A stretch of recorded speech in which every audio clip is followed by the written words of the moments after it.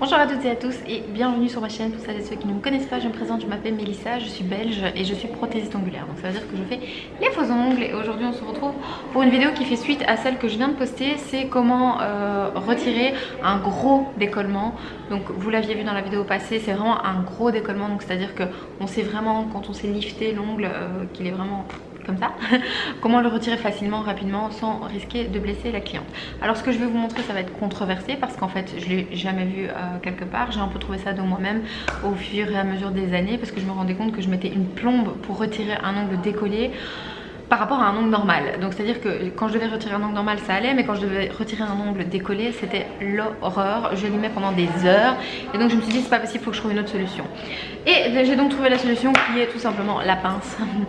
Alors vous verrez, je vais pas mal vous embêter dans cette vidéo parce que je vais insister sur le fait qu'il faut surtout pas arracher l'ongle, juste venir le couper. Enfin vous verrez dans les images, ce sera très clair. Mais voilà, je veux juste insister sur ce point là, s'il vous plaît, de ne pas blesser, vous blesser ou blesser quelqu'un d'autre. C'est vraiment important de respecter les petites étapes que je vais expliquer. Celles qui n'ont pas envie de faire ça, qui trouvent pas ça normal, blablabla, super, tant mieux pour vous. Ça c'est ce qui fonctionne pour moi, pour mes clientes, c'est rapide, ça ne blesse pas l'ongle et comme ça tout le monde est content et on ne chauffe pas, on ne surchauffe pas l'ongle parce que passer son temps avec une ponceuse à limer quelque chose qui est déjà décollé, c'est ce que je faisais avant puisque c'est ce qu'on m'avait appris, ça ne sert à rien en fait, à part perdre votre temps et faire du mal à la personne, du mal, on s'entend, blesser. C'est ça que je veux dire. Avant de vous laisser avec les images de la vidéo, je voudrais juste dire que je vais répondre à quelques commentaires que j'ai eu dans la dernière vidéo. J'y répondrai à la fin et j'essaierai de faire ça de plus en plus souvent parce que j'ai souvent des commentaires auxquels j'aimerais bien répondre, mais à l'écrit c'est souvent compliqué. Donc voilà, pour celles que ça intéresse, j'y réponds à la fin de la vidéo. Là je vous laisse avec les images tout de suite de comment j'ai enlevé le décollement qui était sur ce doigt là.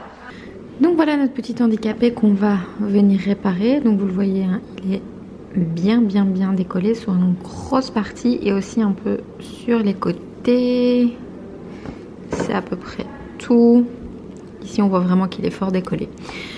Je tiens à faire cette vidéo tout simplement pour vous montrer comment éviter de perdre votre temps parce qu'à l'époque on m'a appris qu'il fallait limer, donc en fait je passais mon temps à limer tout ça ici, mais ça sert à rien. Quand il est décollé vraiment à ce point là, votre solution numéro 1 déjà c'est de vous débarrasser de l'extension. Donc pour ce faire je vais utiliser un coupe-ongle, mais par contre on va pas venir couper comme ça, on va juste venir donner une petite entaille sur le premier côté ici et une deuxième petite entaille sur le côté là. C'est important de pas essayer de tout mettre dedans parce que c'est tellement gros que vous allez juste vous blesser, vous faire mal. Tandis que la petite entaille, ça va permettre, hop, vous voyez, les deux petites entailles ont permis de casser juste ce qui restait et du coup vous êtes tranquille. Ça déjà, ça fait quelque chose qu'il ne faut pas limer. En suivant, je vais utiliser un coupe cuticule qui en fait ne me sert qu'à ça. Donc je m'en sers plus pour couper des cuticules, je m'en sers vraiment que pour couper lors de décollement. Alors attention, je veux pas ici que vous fassiez des bêtises, donc je vais insister quand même sur pas mal de trucs. Mais donc règle numéro 1, ne jamais forcer. Si vous voyez que votre ciseau ne rentre pas sous l'ongle, sous le décollement, etc., ne forcez pas, ne venez pas pousser parce que sinon ça équivaut à arracher. Bon ici je vais avoir un peu de mal parce que c'est ma mauvaise main, donc j'espère que ça va aller. C'est que vous glissiez la petite pointe, qu'elle rentre toute seule, donc pas forcer, et vous allez avancer tout doucement comme un petit crocodile et en fait ça va casser, vous voyez le gel, ça va casser le gel, tout simplement permettre que vous l'enleviez à coups de petites dents, mais comme je dis, ne pas forcer. Donc c'est à dire que ici vous voyez il se décolle, mais je force pas, j'avance juste petit à petit et on vient casser. Alors ces techniques là honnêtement je l'ai jamais vu sur YouTube, il n'y a jamais personne qui m'en avait parlé, etc. Je l'ai découvert toute seule parce qu'à un moment, des décollements comme ça me prenait presque 20 minutes pour arriver à les enlever. Parce que je sais pas pourquoi un ongle décollé me prend toujours plus de temps à enlever qu'un ongle qui tient bien. Puisque pour faire une retouche sur un ongle décollé, il faut tout enlever, donc ça prend blindé de temps. Et on m'a jamais montré ça. Et c'est tout bête, ça fait pas mal. Vous arrachez pas l'ongle. Donc vous allez avec votre pince et vous pincez des petits bouts. C'est important des petits bouts, n'essayez pas d'enlever trop.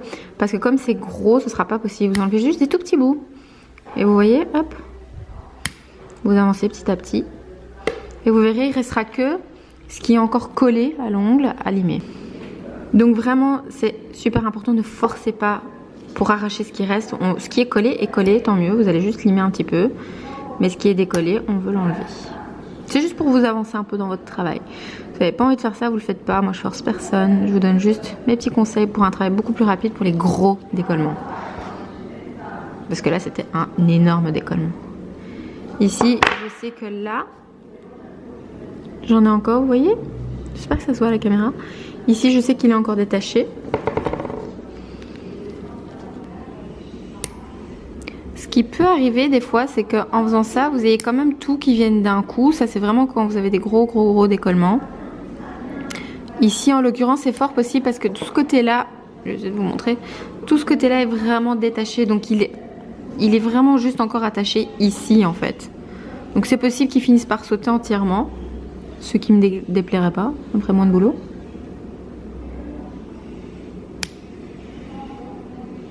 Mais ne jamais forcer la pince sous l'ongle.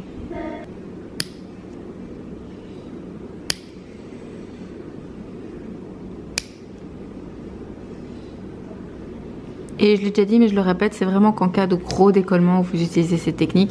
Sinon vous utilisez la technique normale avec la lime, la ponceuse pour retirer des petits décollements. Mais là c'était un gros décollement et vous le voyez, je commençais à me faire mal, je me suis fait mal hier. Donc ça a tiré sur mon ongle. Donc si on voit jusque là, il n'est pas trop abîmé parce que voilà, ça s'était décollé tout doucement. Mais là j'ai eu un gros choc hier, je me suis vraiment fait mal. J'étais en train d'applaudir en fait. Et en applaudissant, j'ai tapé sur mon ongle qui a vraiment plié. Et donc du coup ça a détaché encore plus une partie. Il fallait vraiment que je vous filme ça aujourd'hui parce qu'il fallait vraiment que je le retire pour pas risquer de me faire encore plus mal que ce que je me fais déjà. Vous voyez, il est collé vraiment ici, par exemple ici. Je sais plus, si je force, je saurais pousser ma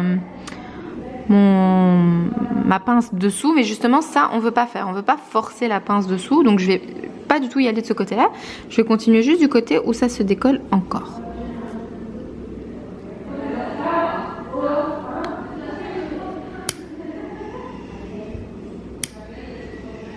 Et voilà, donc là on a enlevé tout ce qui se décollait vraiment de l'ongle, ce qui reste là ça tient.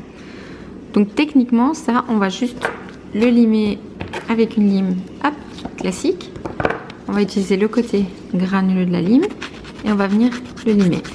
C'est ma mauvaise main, donc c'est normal que ce soit ma main qui bouge et pas ma lime, c'est ma technique à moi. J'ai tendance à faire travailler ma mauvaise main, donc celle, ma droite, puisque je suis droitière, contre la lime. Tout simplement pour moi c'est plus facile. Vous faites comme vous l'entendez. Ce qui peut arriver, donc là par exemple je viens de limer pas mal. Ce qui peut aussi arriver quand vous limez, vous allez voir que ça va accentuer le décollement, si on peut dire ça comme ça, parce que par exemple si vous regardez ici, je vais vous montrer avec la pince, j'essaie de me mettre bien, si vous regardez là, si j'arrive, voilà, vous voyez ça a continué à se décoller, donc ici je vais le couper, mais on va tout enlever. Dans ces cas là, enlevez tout quand vous avez des gros décollements comme ça et que vous voyez qu'en limant ça continue à se décoller, enlevez vraiment tout et repartez de zéro. Vous perdrez beaucoup moins de temps que de vouloir chipoter et de risquer des infiltrations, des choses comme ça. Les infiltrations c'est quoi? C'est quand vous laissez par exemple l'ongle et vous voyez qu'ici hop ça se décolle encore, que vous reposez par dessus, mais en fait ce qui va se passer c'est que si jamais il y a de l'humidité sous ce petit bout qui est décollé, vous allez créer des infiltrations et alors vous aurez des taches vertes. Donc il vaut mieux vraiment éviter, c'est pas la seule raison de l'infiltration mais c'est une des raisons, il vaut mieux éviter. Donc dans ces cas là, retirez tout simplement tout de l'ongle, c'est beaucoup plus sûr. Et vous voyez là, hop, on a le petit bout qui est ici. C'est en limant tout simplement, avec la friction que ça a créé, ça a fait encore se décoller le petit bout qui restait. Un bloc à 4 faces et de tout simplement venir passer sur votre ongle pour enlever les petits résidus et relisser le tout pour avoir un ongle bien propre pour pouvoir reposer par dessus, ou si c'est une dépose pour pouvoir faire vos soins. Voilà à quoi ça ressemble une fois qu'on a passé le bloc. Vous voyez, on voit là tout à l'heure, je vous ai montré là où c'était blanc, on voit là où je me suis fait mal, là où c'est un peu rouge, c'est vraiment là où ça a lifté d'un coup. Donc ici si vous voulez, vous pouvez mettre un soin. J'ai aussi enlevé mes petites cuticules pour celles qui se posent la question, j'ai une vidéo déjà sur le sujet dispo. Donc ici je vais juste mettre un soin.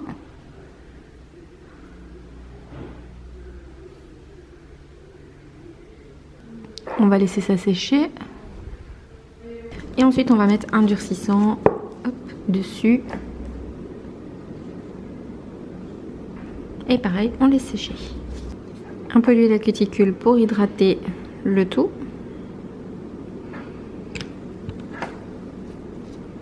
Donc voilà ce que ça donne une fois qu'on a fait la dépose. Donc comme je vous disais, on voit là où il y a eu le petit coup où je me suis fait mal hier.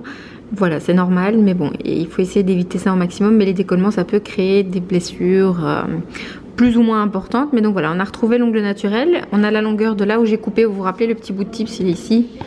Le petit bout de tips que j'ai coupé au tout début, bah, c'était la longueur en fait qu'il y avait en plus. Comme ça, tout simplement. Mais donc du coup ça vous permet d'aller beaucoup plus vite. On va pas le voir spécialement partout comme je vous l'ai dit. On va pas vous le dire que ça se fait comme ça ou que ça doit se faire comme ça. Pareil, moi je vous dis pas de faire comme ça. Je vous donne juste mes petits trucs et astuces pour éviter de blesser la cliente, éviter de la chauffer parce que si vous utilisez beaucoup la ponceuse, vous allez juste chauffer son ongle pour rien, perdre du temps pour rien et vous risquez en plus de la blesser, tandis que là vous êtes sûr de pas limer trop. Donc du coup c'est plutôt pratique. Donc voilà, j'espère que ça aura été très clair. Encore une fois, vous n'êtes absolument pas obligé de le faire si vous n'en avez pas envie ou si vous avez peur, etc. Mais c'est vraiment important de seulement venir couper dans ce qui est déjà décollé. Donc ne surtout pas forcer. Si vous sentez que ça force, n'insistez pas plus. Et c'est vraiment seulement pour les gros décollements. Donc c'est-à-dire que vous savez qu'il va falloir refaire tout long. Vous cassez pas la tête à limer un petit peu. Il y a du bruit à l'arrière, mais je ne travaille plus toute seule. Je suis dans mon salon et pour l'instant, j'ai pas encore trouvé comment isoler. Donc désolée pour ça. Mais j'espère que vous m'entendez quand même bien. C'est pour ça que je suis assez proche de la caméra. C'est pour que vous m'entendiez quand même plutôt bien. Premier commentaire, c'était quelqu'un qui me disait que le bombé n'était absolument pas nécessaire, que les américaines, elles, les faisaient très plats, etc. etc. Première chose à répondre, c'est de 1, toutes les américaines ne font pas pareil, comme toutes les belges ne font pas pareil, comme toutes les françaises ne font pas pareil. C'est pas une loi universelle par pays. S'il y en a qui font plat, tant mieux pour elles, mais si ça tient, super, tant mieux. Mais les 3 quarts du temps, alors c'est que c'est pas les bons produits, c'est peut-être des produits chinois, entre guillemets, encore une fois, au sens large à prendre, mais les produits qui ne sont tout simplement pas autorisés, peut-être de l'acrylique dentaire et non pas de l'acrylique pour la manucure, etc. Donc voilà, il n'y a pas une seule manière de faire par origine. Toutes les américaines ne font pas de la même manière, mais effectivement j'ai déjà vu des ongles plats, mais je doute très fortement que la tenue soit très forte. Ce qui était dit aussi dans le commentaire, c'était pas besoin de faire un aussi gros bombé. Je suis tout à fait d'accord, faites un plus petit bombé si vous êtes plus à l'aise avec ça. Ça, il n'y a absolument rien à redire là-dessus. Ensuite, suivant commentaire, c'était pareil, je ne vais pas donner les prénoms parce qu'on va pas faire du bashing public, mais quelqu'un qui dit ça sert à rien le bombé, c'est affreux et que ça ne sert pas à éviter les décollements mais à absorber les chocs. Je vais un peu me répéter par rapport à la vidéo d'avant. Un ongle bombé, effectivement il absorbe les chocs. Donc ça veut dire quoi? Ça veut dire que l'ongle ne sera pas traumatisé par ces chocs, mais à force d'être tapé tout le temps, si l'ongle est plat, ici à la lisière de l'ongle, je suis très blanche, désolée, c'est la lumière du jour. Voilà. L'ongle qui est ici, à force d'être tapé, au bout d'un moment il va finir par se lever s'il n'y a pas ce bombé pour absorber le choc. Ça me semblait assez logique, mais je vais le répéter. Donc si jamais c'est tout le temps tapé mais qu'il n'y a pas de bombé, ici forcément au bout d'un moment ça va commencer à se lever petit à petit. C'est pas en une seule fois, hein, mais au fur et à mesure ça va se lever. Donc oui, le bombé il est important aussi dans ce sens là pour les décollements, dans le sens où si vous n'avez pas ce bombé qui absorbe les chocs, il va finir par se décoller. Qu'est-ce qu'il se disait d'autre dans ce commentaire là? Ton ongle qui est mal dégraissé, soit primer qui a été mal mis, base qui n'a pas été mise partout en suffisance ou encore cause de peau mal retirée. Dans la vidéo justement je le dis, c'est les mêmes produits sur les deux mains, c'est le même protocole et j'utilise pas de base de toute façon, que ce soit sur la droite ou la gauche. Donc bref, c'est pour dire tout simplement, faites un petit effort quand même pour celles qui ont envie de commenter, de dire que c'est pas juste de regarder les vidéos entièrement parce que c'est dit dans la vidéo que ce sont les mêmes produits, les mêmes techniques, etc. La préparation est la même, mais le bombé, s'il n'est pas là, effectivement il n'absorbe pas les chocs et donc ça va causer des décollements tout simplement, puisque les chocs ne seront pas absorbés et c'est l'ongle qui sera traumatisé, surtout peut-être pas la première semaine, mais au bout de 2-3 semaines, dès qu'il y a la repousse qui commence à se faire sentir et que le poids de l'ongle est plus en avant, tout simplement ça va lifter à chaque fois qu'il y a un coup dedans. Donc voilà, c'était deux des commentaires qui avaient l'air un petit peu sceptiques sur cette histoire de bombé. Pour 99% des autres commentaires, vous avez compris l'idée générale. J'essaie en général de dire tout ce que j'ai en tête dans une vidéo, mais quelquefois c'est vrai que je pense pas à tout expliquer. Et donc c'est pour ça que je vais commencer à faire ces petites parties en fin de vidéo sur les commentaires qui sont peut-être un peu sceptiques sur X ou Y.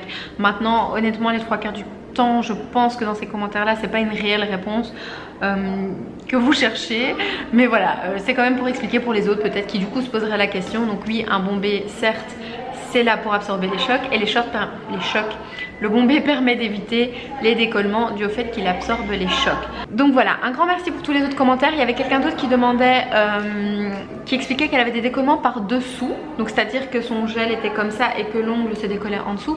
Je vais aussi en parler dans une vidéo puisque je l'ai sur un de mes ongles, je sais plus lequel, sur un de mes ongles, et je me suis dit que j'allais en faire une vidéo à part pour celles qui recherchaient cette info là. Donc ça on en reviendra dans une autre vidéo parce qu'il y a tout à fait une raison pour ça, c'est pas parce que vous faites un mauvais travail, il y a une raison très simple et je préfère vous montrer avec des images etc, mais là ça ferait une longue vidéo et ce serait pas le sujet principal. Donc voilà, vous inquiétez pas, on en reviendra, n'hésitez pas à poser des questions comme ça parce que du coup moi je sais quoi vous filmer pour la suite etc. Et voilà, si vous avez des doutes par rapport à ce que je dis, que vous avez besoin d'infos complémentaires, n'hésitez pas à me le demander toujours poliment et avec respect, ou sinon je vous enverrai royalement.